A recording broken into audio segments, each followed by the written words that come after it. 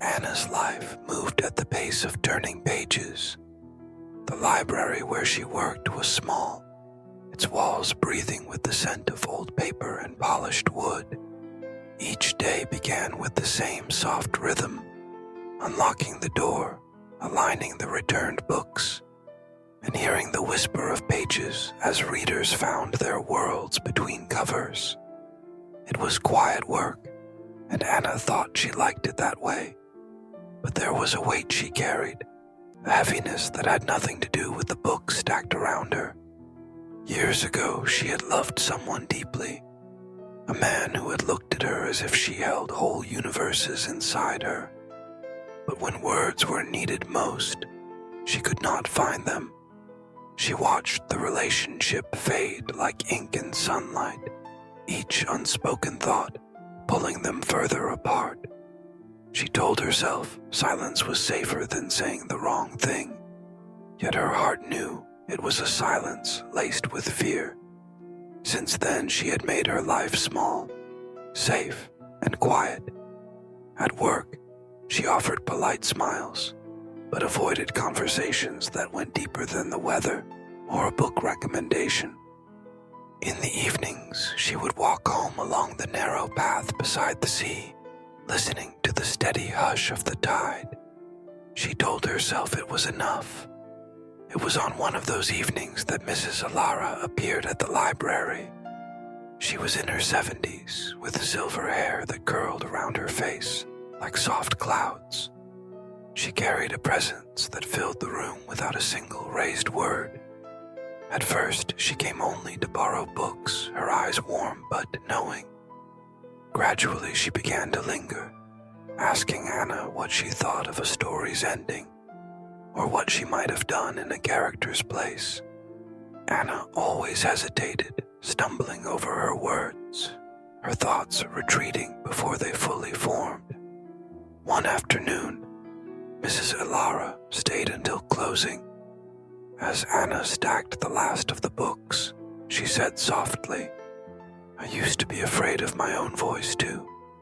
Her tone was gentle, but it touched something deep inside Anna, a place she had long kept closed. Mrs. Ilara didn't press further, but her words stayed with Anna that night, echoing over the sound of the waves.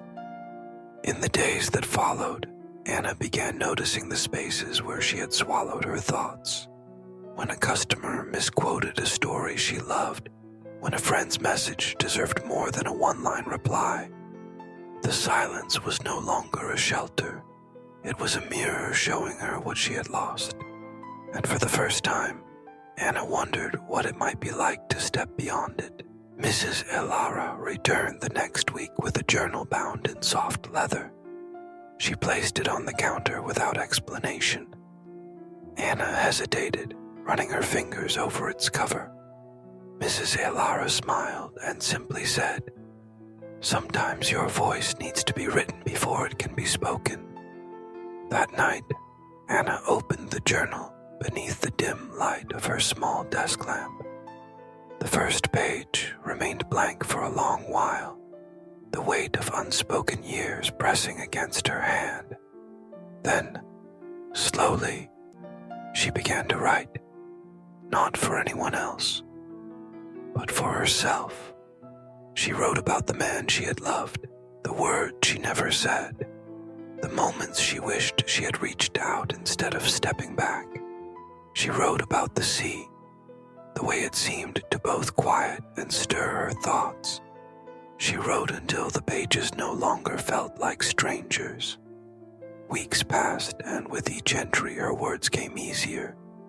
When Mrs. Ilara invited her to join a small book discussion at the library after hours, Anna nearly declined. But something in her, quiet, persistent, urged her to go. She listened more than she spoke at first, but when the group began debating the ending of a novel she adored, she felt her hand lift almost without her consent. Her voice shook, but she spoke, her thoughts forming into sentences that drew nods from the others. The warmth that spread through her chest surprised her. Her turning point came unexpectedly. At a town meeting held in the library, a local shop owner was being unfairly criticized for a decision Anna knew was misunderstood. The room hummed with tension, and she felt the old instinct to shrink back. But Mrs. Ilara, seated beside her, gave the smallest nod, as if to say, "Now is the moment." Anna stood. Her words were not loud, but they were steady. She explained the shop owner's reasoning, the care behind the choice that others had missed. The room grew still, then softened. People listened. Some nodded. When she sat down, her hands trembled. But inside, something had shifted. In the days after, Anna noticed the change was not in how loudly she spoke, but in the knowledge that her voice mattered. She no longer feared silence, because she had learned how to step out of it when it counted. Her journal remained on her desk, now half filled with pages, a reminder that strength had been growing quietly within her all along. The sea still whispered on her walks home, but now, Anna whispered back, "In life, silence can be a refuge, but it can also become a prison if we let fear seal its doors. Strength is not measured by the volume of our voice, but by the courage to use it when it matters." Anna's journey reminds us that even the quietest hearts can change the course of a moment, a relationship, a life. If you have been holding back, know this: your words have weight, your truth has worth.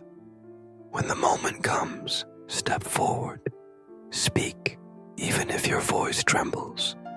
You might find that the world has been waiting to hear you.